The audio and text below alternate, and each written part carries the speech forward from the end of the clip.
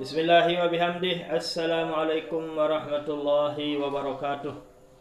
Alhamdulillahi rabbil alamin. Kita bisa menunaikan ibadah puasa dengan aman. Bisa kita mengikuti instruksi pemerintah maupun pimpinan untuk kita beribadah berjamaah salat tarawih di rumah kita masing-masing. Baiklah, pada kesempatan ini kami ingin menyampaikan kesalahan-kesalahan yang sering dilakukan oleh sebagian teman kita tatkala menunaikan sholat tarawih. Kesalahan-kesalahan yang dilakukan oleh sebagian santri-santriwati kita tatkala mereka melakukan sholat tarawih adalah, pertama, mereka tidak sholat isya duluan baru menunaikan sholat tarawih. Otomatis ini tidak benar. Kewajibanlah bagi kita untuk kita ingatkan semua keluarga kita, anak-anak kita, jangan mereka melakukan sholat sunat tarawih sebelum melakukan sholat fardu isya. Karena sholat tarawih itu masuk waktunya setelah melaksanakan sholat isya. Siapa saja yang sholat tarawih sementara dia belum melakukan sholat isya, maka sholat tarawihnya tidak sah. Kenapa tidak sah? Karena melakukan sholat sunat tarawih belum pada waktunya. Andaikan ada jamaah kita, ada anak kita, ada istri, suami, siapapun dia, datang ke tempat sholat sunat tarawih sementara imam sudah selesai melakukan sholat isya. Bagaimana caranya? Caranya adalah silahkan bisa berimam kepada imamnya yang sedang menunaikan sholat sunat tarawih. Imamnya melaksanakan sholat sunat tarawih, boleh bagi dia yang belum melakukan sholat isya berjamaah di imamnya yang sholat sunnah. Itu tetap sah, tetap dapat pahala, tetap juga mendapatkan pahala jamaah. Demikian juga sholatnya tetap sah. Itulah caranya. Bagi kalian-kalian, bagi pelonggoh-pelonggoh yang ketinggalan sholat sunnat, sholat isya secara berjamaah. Inilah yang pertama, kekeliruan-kekeliruan yang perlu kita ingatkan kepada anak-anak kita. Mereka jangan sekali melakukan sholat sunnat tarawih sebelum menunaikan sholat isya secara berjamaah. Man shallal isya'a fi jama'atin, sabda Rasul sallallahu alaihi wasallam. Siapa saja yang melakukan sholat sunnat isya secara berjamaah, faka'annama shalla, seolah-olah orang tersebut melakukan sholat ila nisfil lail, dari maghrib sampai tengah malam. Begitulah kemuliaan, keistimewaan yang namanya menunaikan sholat isya secara berjamaah. Mungkin kalian tidak mampu, tidak kuat untuk sholat beribadah dari maghrib sampai tengah malam. Kayaknya kita tidak mampu. Tapi siapa saja yang menunaikan sholat isya secara berjamaah, sama halnya, sama pahalanya dari orang yang melakukan ibadah, sholat maupun ibadah lainnya dari maghrib sampai tengah malam. Yang kedua, kekeliruan yang perlu kita ingatkan kepada anak-anak kita adalah tatkala mereka membaca sholawat, tatkala sholat tarawih, jangan mereka hanya berteriak mengucapkan alaih saja. Harus dari awal, Allahumma salli wa sallim wa barik alaih wa ala alih, seperti nikah. Jangan hanya teriak alaih. Siapa saja yang teriaknya hanya alaih, seolah-olah istihza, kayaknya kurang beradab, kayaknya kurang beretika kepada Rasul sallallahu alaihi wasallam. Yang namanya membaca sholawat, satu-satunya perbuatan, satu-satunya perintah yang diperintahkan oleh Allah Subhanahu wa taala dalam Al-Qur'an dan Allah Subhanahu wa taala sendiri yang melakukannya. Perintah berwudu, Allah tidak berwudu.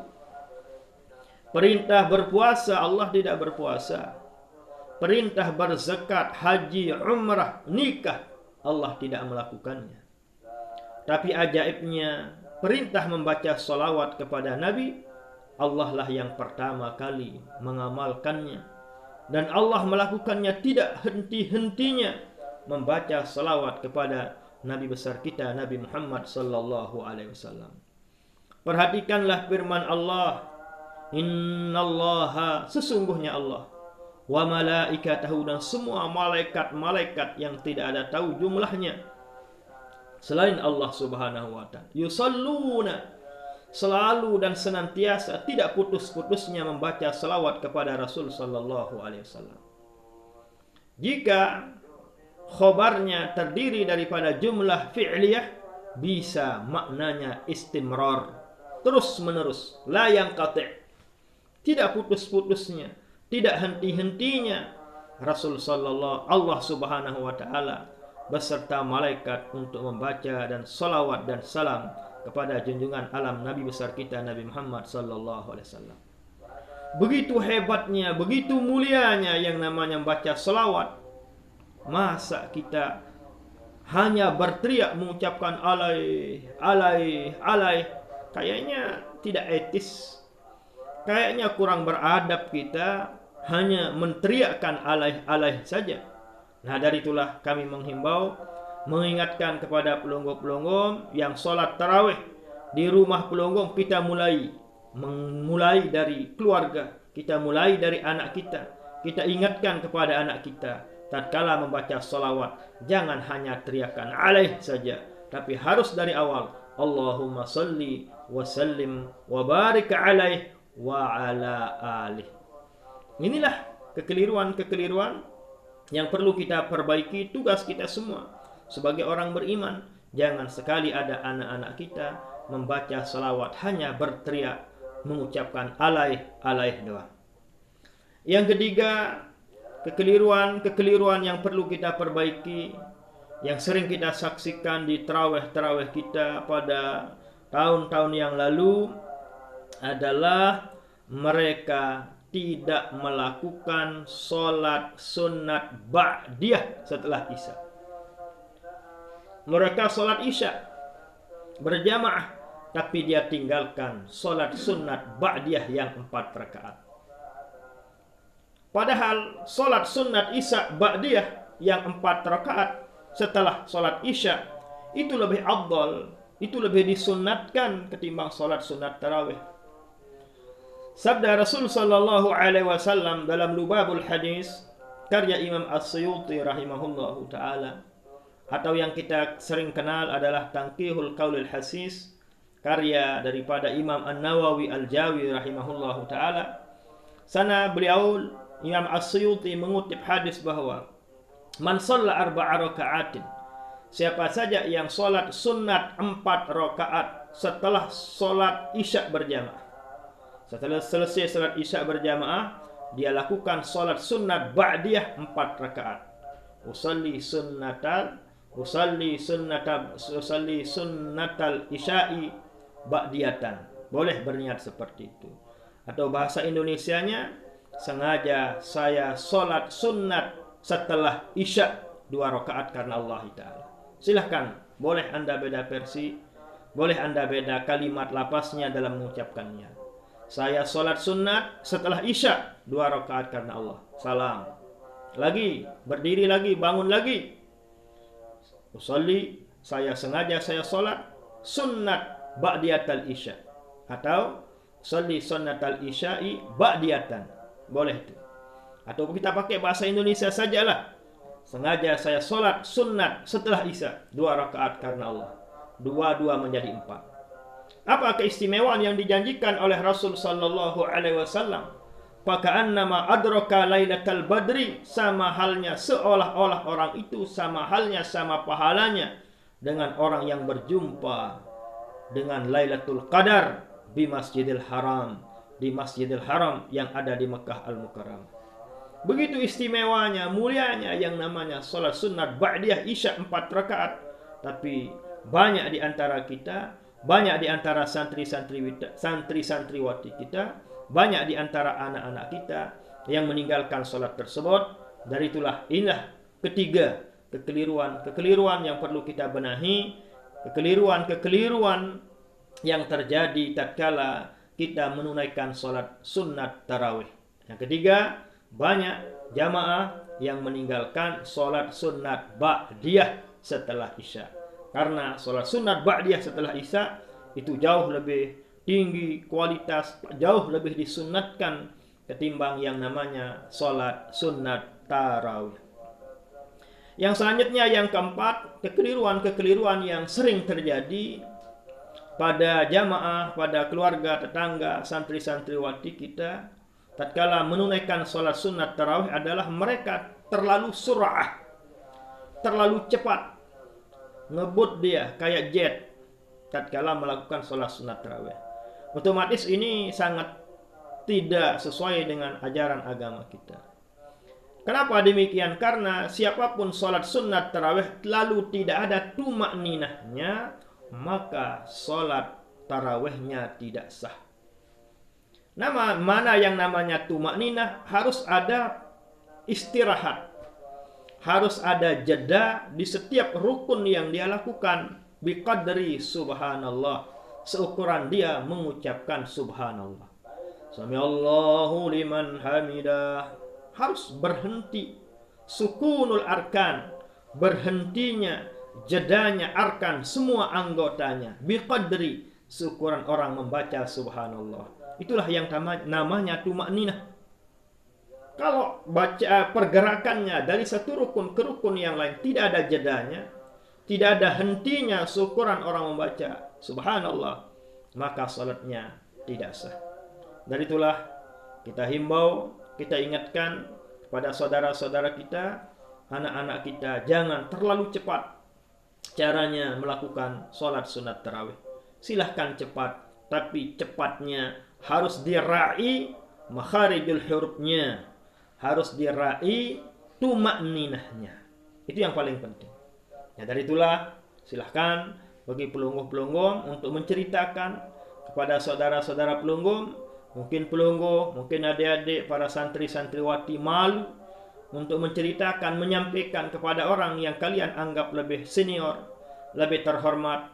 Silahkan bisa kalian perdengarkan video atau pengajian dari kami ini. Selanjutnya, yang sering terjadi kekeliruan yang ada pada jamaah kita, sebagian jamaah kita tatkala melakukan salat sunat tarawih adalah mereka menghilangkan hukukul makmum. Mereka menghilangkan hak-hak daripada makmum. Mana maksudnya? Misalnya ada seorang imam, dia tidak membaca doa iftitah, dia tidak membaca kabirah, itu namanya merenggut, itu namanya mencabut, mengambil hak makmum namanya.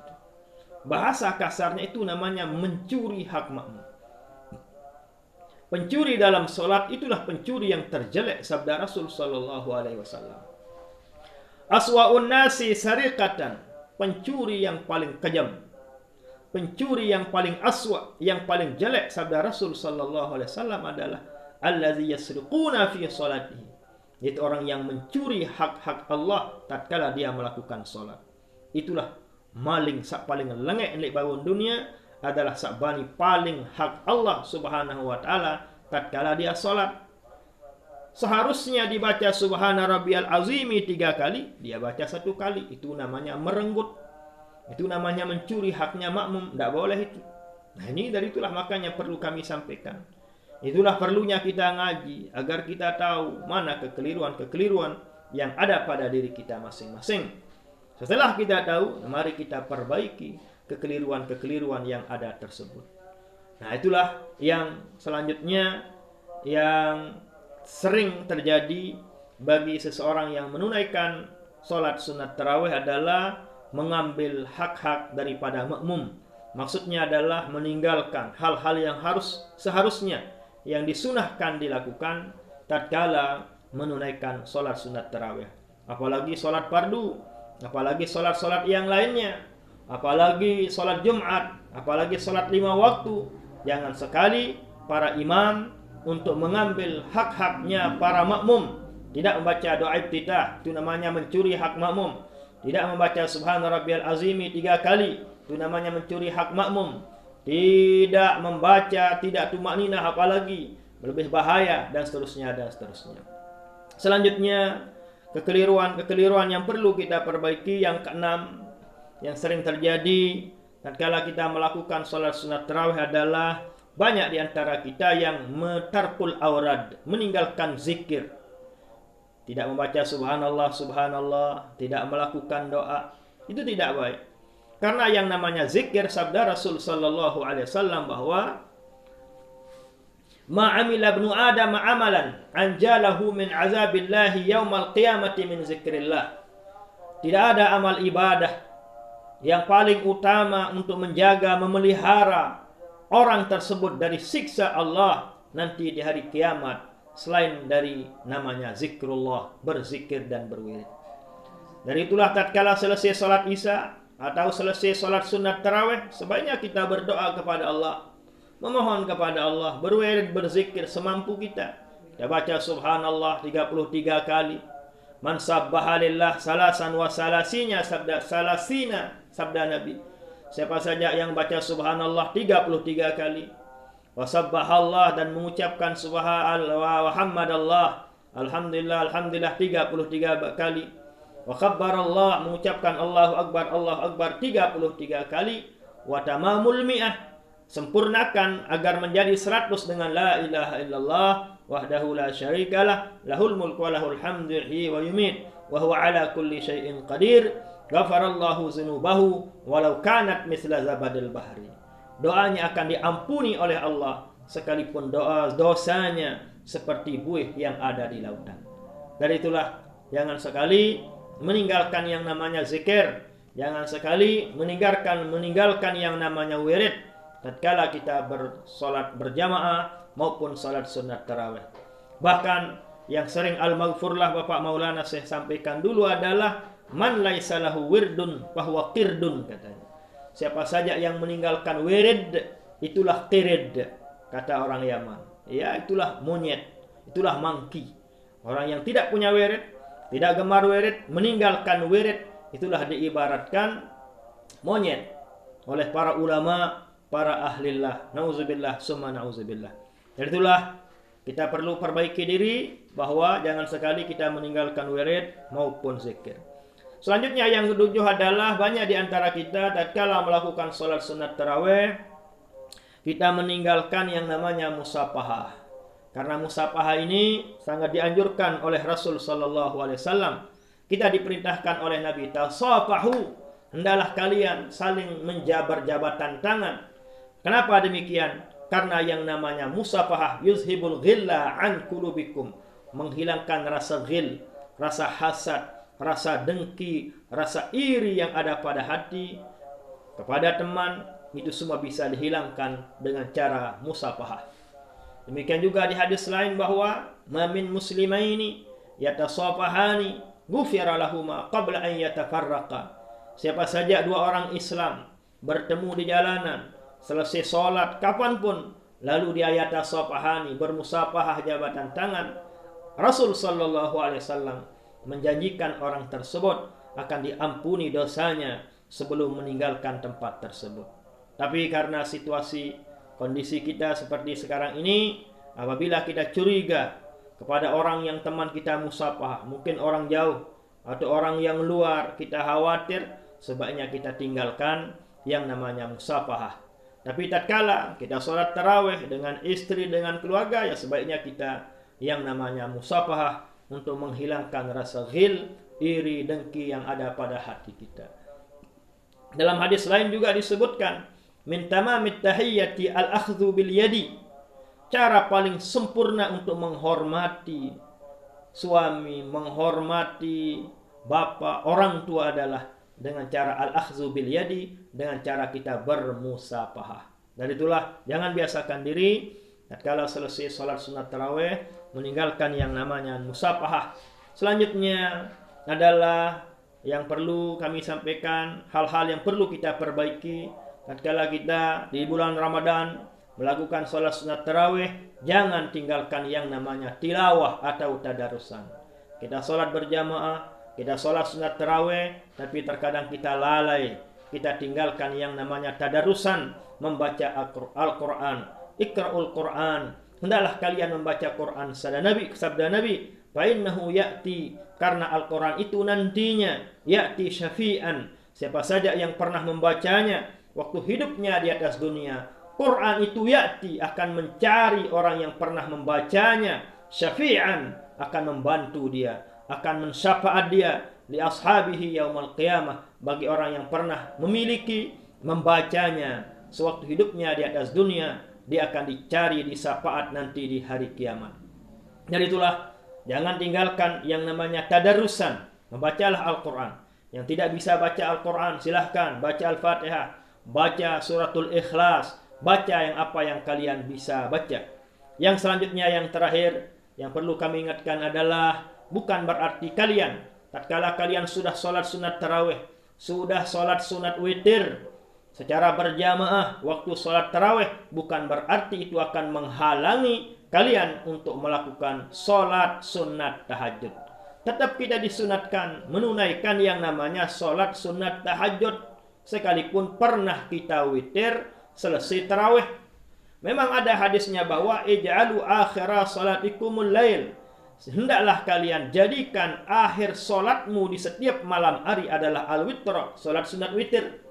Memang itu perintah Nabi, tapi bukan berarti tatkala kita sudah melakukan sholat sunat witir lalu kita tidak melakukan sholat sunat tahajud. Tetap cuma itu cara sunnahnya.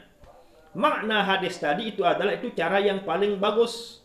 Cara yang paling afdal adalah hendaknya kita sholat sunat witir di akhir malam tatkala bangun makan sahur.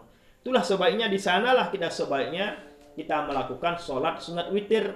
Tapi karena keadaan kita berbeda, terkadang kita malas, terkadang kita lalai, terkadang nanti terlambat bangun untuk makan sahur, atau waktu makan sahur mepet, maka tatkala seperti itu keadaannya, sebaiknya dia lakukan sholat witir tatkala melaksanakan sholat sunat tarawih. Dan tatkala bangun malam nantinya, silahkan tetap dianjurkan, tetap disunatkan untuk menunaikan sholat sunat tahajud.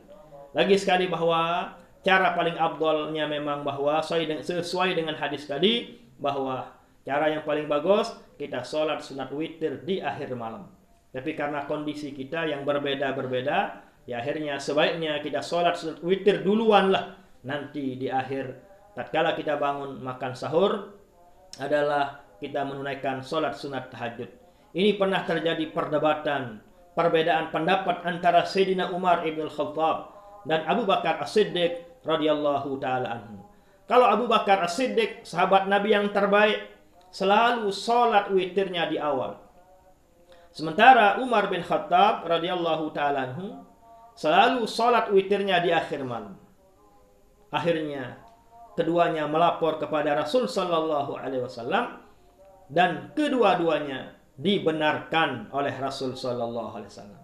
Dari itulah kita pahami bahwa tergantung makam kita, tergantung keadaan kita masing-masing.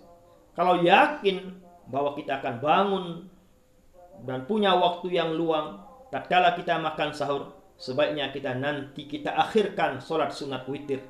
Kita tidak lakukan tatkala sholat sunat tarawih. Akan tetapi kalau meragukan atau nanti kita malas, kita lalai, sebaiknya diutamakan.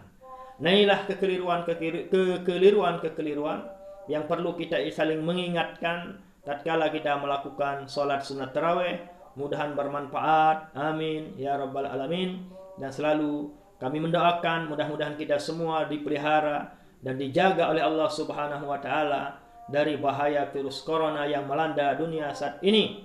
Hanyalah dengan doa, hanyalah kemampuan kita, ikhtiar kita dengan doa dan mengikuti instruksi dari pemerintah kita. Ala hazihin niyah wa likulli niyatin salihah wa ila hadratin nabiyil fatihah.